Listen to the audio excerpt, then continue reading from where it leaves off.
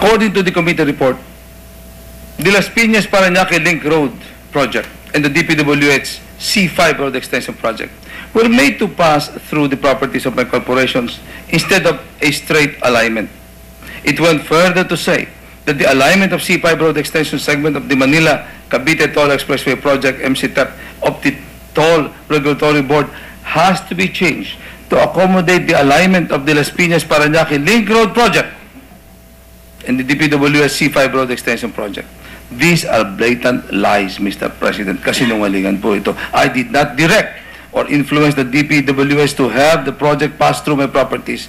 The fact is that the conceptualization, alignment, planning, and execution of the said project were all done by the DPWH. If indeed there was any realignment of MCTEP, it only involved a kilometer of said alignment. Surely, such did not cause the MCTEP to be mothballed. There is no evidence that the supposed realignment resulted in MCTEP becoming unnecessary as to require it to be discontinued.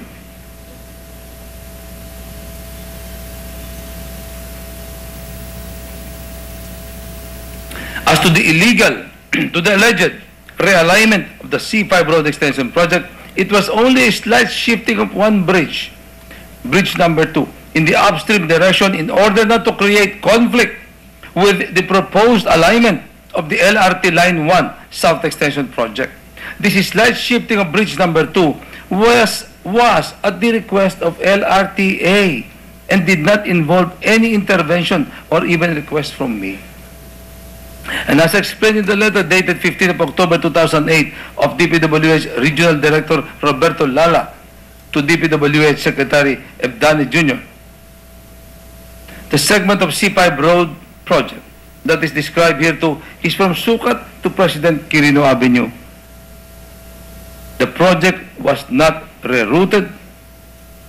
I repeat, the project was not rerouted as it followed the original route or alignment prepared by the DPWH NCR, except for the location of one bridge, number 2, whose center line was slightly shifted in the upstream direction in order not to create conflict with the proposed alignment of LRT1 South Extension project.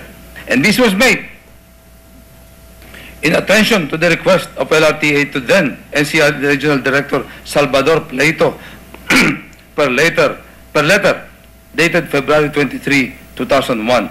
Copy attached marked as Annex 1. But even with this slight change, the 30 meters road right-of-way was still maintained. Except for such shifting of the bridge number 2, no more modification was made from the original alignment up to its construction phases from Sucat Road to President Quirino Avenue. It is noteworthy that at no time during the entire adjudicatory proceedings did the complainant and counsel ever present testimonial or documentary evidence to disprove the truth and veracity of this letter of DPWH Regional Director Lara. Wala po akong kasalanan, wala pong anomalya sa C5, at hindi po ako nakinabang. This was all politics. They accused me of financially benefiting from the C5 transaction, that I made a pile of money out of it. There is nothing further from the truth, Mr. President. It is common knowledge that the fund was not released. It was impounded by the DBM upon directions from the President herself. The fund, it means, has not been released by the DBM. So where is the corruption? Ito yung nakakagulat. Naririnig ko ito minsan sa radyo na nasa na rin 200 million. Hindi po na-release yan. Wala pong 200 million. Yan po nasa imahinasyon lamang ng ilang senador. As regards those deeds of sale and payments made by DPWH to companies my family owned, in legal terms, the payment made are called just compensation. Properties were taken and so corresponding payments should be made. I could not have possibly prevented the construction of the road. That is the government's prerogative. But I cannot, in my conscience, sacrifice the interest of the general public because some of my company properties will be affected. And let me stress that as developers of real estate properties, the Villar companies could have by themselves constructed the road and earmarked some portions as exclusive, in which case the properties could have had higher values. Mas malaki sana ang kinita niya mga kumpanya na yan kung naging exclusive yun. But public interest demands that we open the properties and allow motorists and commuting public to utilize the roads.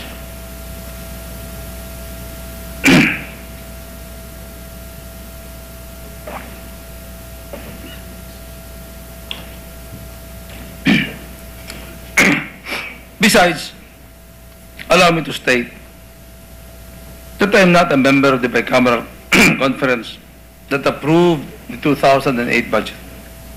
That is significant to prove that I did not dip my fingers or never exerted influence in the passage of the said legislation.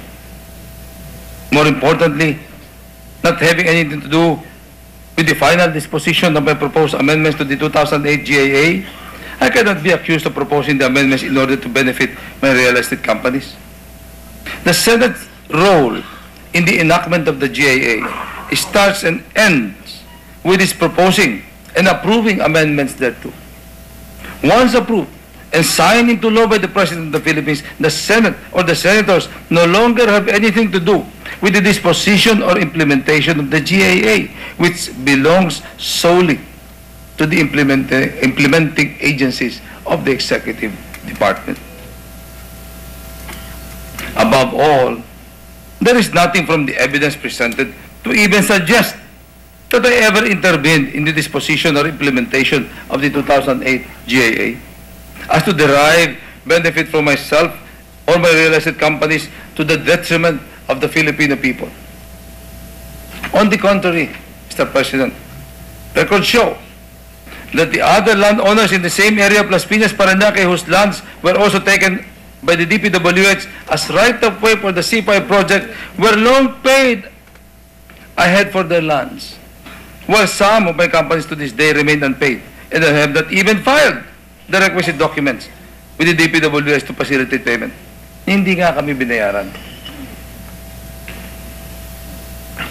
Pero okay na rin yun dahil kailangan ng bayan yan. The C5 issue brought with it otherwise irrelevant matters. But I'm compelled to answer anyway, for they mischievously depict this humble representation as a scheming man, which I am definitely not. There is an allegation that as a result of this undue advantage, the properties owned by the Villar companies are grossly overpriced. Allow me to state, for the record, zonal value is determined by the BIR, not by senators, not by me.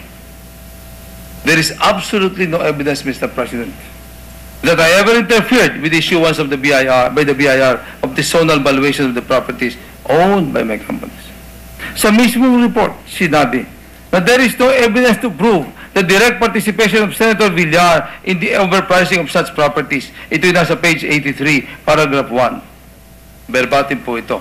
As to the valuation of the properties of Senator Villar's corporation that were acquired for roads right-of-way for the Las Piñas Parañaque Link Road and the DPWH C5 Road Extension Project, although there is no evidence to prove the direct participation of Senator Villar in the overpricing of such properties, it is fair and safe to assume that Senator Villar knew about the said overpricing as his corporation stood to gain from such transactions with the government, and considering the closeness of Senator Villar to Engineer Adriano, who was directly involved in these transactions. Sa makatwid ang ibig sabihin po nito, Mr. President. Sa inaba-haba ng mga ebidensya, halos 127 yata, ang kanilang basehan lang ay assumption o yung kanilang statement na it is fair and safe to assume